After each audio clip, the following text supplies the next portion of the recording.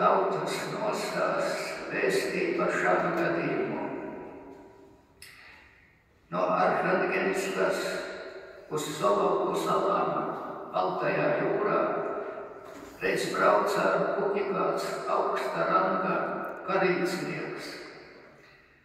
No kuģa ļaudīm viņš uzzināja, ka kādā no Soloku salām dzīvo 3 sirmgalvī, kas laiku pavada gandrīz nemitīgā lūgšanā. Garīdznieks noņēma viņus apciemot. Viņš laivā ar pāris airētājiem pameta kuģim un izkāpa krastā. Saticis sirmgalvīs, garīdznieks viņam jautāja: pastāstiet man, labie ļaudis, kā jūs Dievam kalpojat? 3 vīri paskatījās viens uz otru un vienkārši atbildēja: mēs neprotam Dievam kalpot.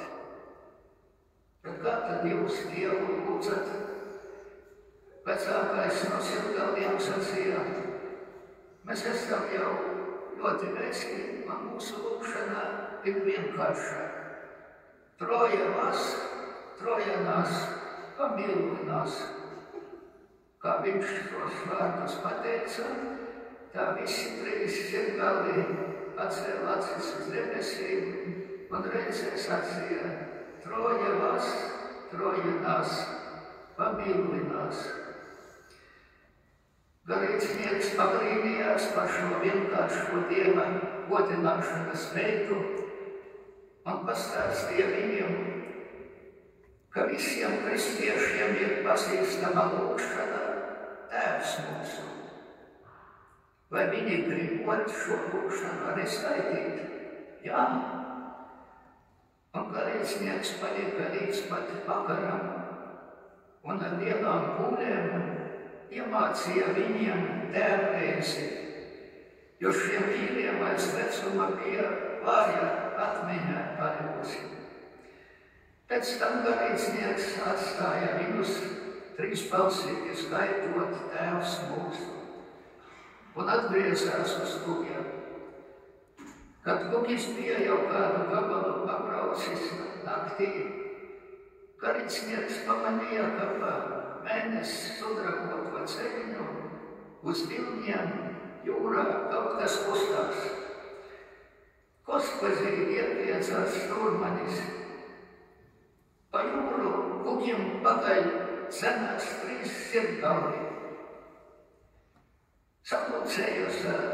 Sapulcējās kuģa ļaudis un redz, ka viņi skrien pa ūdeni un māja ar roku, lai aptur kuģi. Nepaspēja kuģis apstāties, kad viņi bija klāt. Ieraudzījuši garīdznieku, viņi vienā balsī iesaucās: mēs esam aizmirsuši tēvreizi, iemāci to mums vēlreiz. Garīdznieks pārkristījās un teica: patīkama Dievam ir arī mūsu pašu lūgšana. Lūdzieties par mums grēciniekiem. Un paklanījās tiem garīdznieks līdz zemē. Sirmgalvi pagriezās un aizgāja atpakaļ pa jūru. Un kuģa ļaudis brīnījās, ka līdz pat rītam debesīs mirdzēja plāzma tai pusē, uz kurieni viņi bija aizgājuši. Ko gan mācā mums šis nostāsts? Kas ir svarīgs lūdzoties? Svarīgi ir tas, ko ir pateicis pestītājs, proti, kur ir tava manta, tur ir arī tava sirds. Tas ir, ja Dievu savā dzīvē visaugstāk vērtējam, kā sev vislabāko personu, tad saruna ar viņu ir arvien patīkama, atpūta prātam un sirdī. Pie tam lūgšanas laiks sirdī nav ierobežots, jo sirds atrod laiku vienmēr. Par runāšanu ir teikts, lūdzot Dievu, nerunājiet daudz pārāk.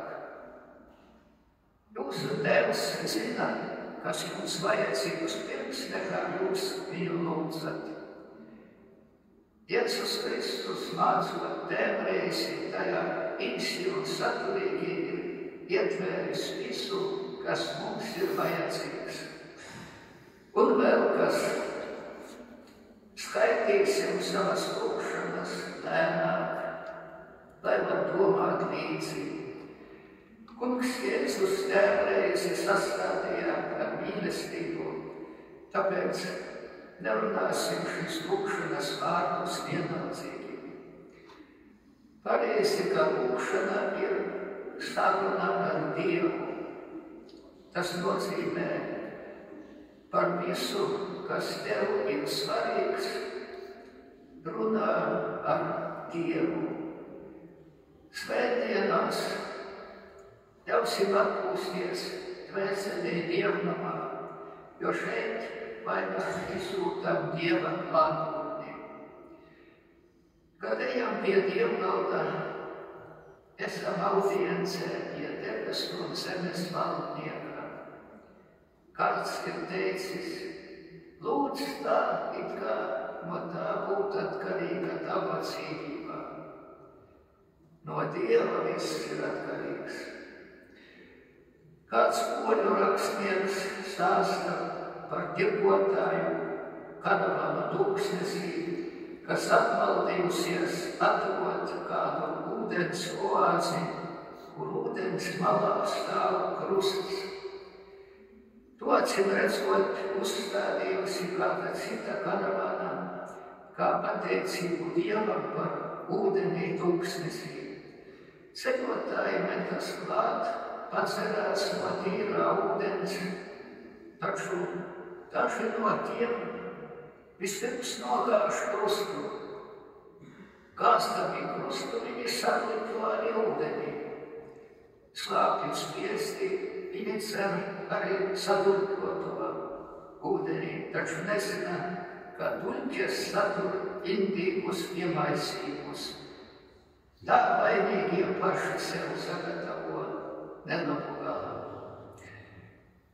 Kristus runājot par Dieva žēlastībām saka, ūdens, ko es došu, kļūst viņā par ūdens avotu, kas strūklo mūžīgai dzīvei. Tas, kā Golgātas krustu, viņš mums ir izpelnījies žēlastību, kas dod spēku ticēt Dievam un pildīt viņa gribu. Kas krustu gāž un no Dieva atsakās, tie ir dzīves duļķotāji, Dieva noteiktās kārtības ļaucēji pasaulē. No kurienes tas posts nāk, ja ne no tā, ka neticīgie ļaudis ir atmetuši Dieva paušus, lai dzīvotu uz citu rēķinā.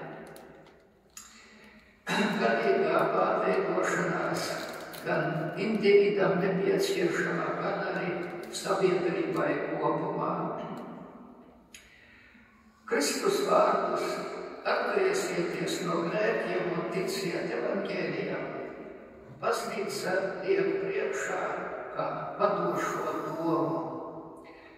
Citiem vārdiem sakot, visai sabiedrībai vajadzīgs kristīgāks dzīves veids.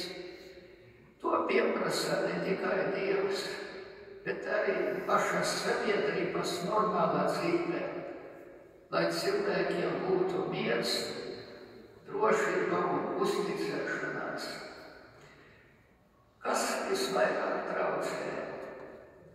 Neticības gars. Ne bez pamatā Kristus atgriešanos no grēkiem saistā ar ticību evaņģēlijam.